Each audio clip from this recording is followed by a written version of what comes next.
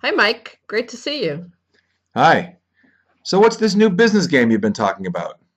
Well, it's right here. The idea is to help you visualize with your internal team how to deliver on your goals and then how you would tell your story to your bankers and investors. So, how are things going with your business? What are your biggest challenges going into the coming year?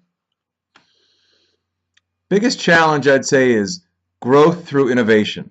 It's one of our big goals, but it's not easy. So, what do you think it'll take to do this and grow your revenues?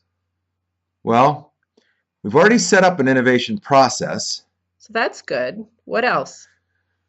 Well, for me, innovation has to start with people. Our people will be key to our success. There are some things we won't be able to do on our own, so I know we'll need to partner up with other groups. We might need some new testing equipment. Anything else? Well, there's the issue of culture. I think we need a culture change to encourage more fresh ideas.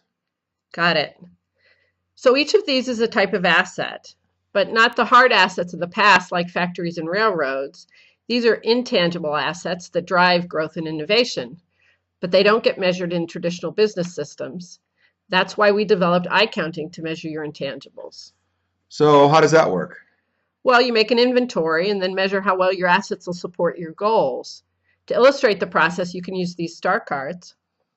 Okay, well, our process is pretty good and it's easy to buy great equipment, but our people don't have all the skills we need and we have to do more with our culture.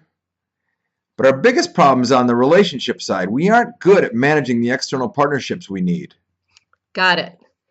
So this is a mini version of iCounting that gives you a picture of where you are and what it'll take for you to grow your revenues through innovation. When we do it in a more in-depth form, we identify all the resources you need to meet your goals. Then we ask stakeholders like your employees and customers for feedback so that you get a 360-degree measure. We illustrate the findings with ICounts graphs that show how you compare with your peers on all your intangibles, then whether your intangibles are in balance, and it identifies priorities for the future. I could see how we could learn a lot by talking with our stakeholders. I like how you show everything in one place, and I guess if we want to break out, we need new approaches. You're right. And since the drivers of innovation and growth are intangible, it's the right place to start. So tell me how I get started on this graph. Sure. You visit smartercompanies.com, graph my firm to learn more. Thanks, Mike.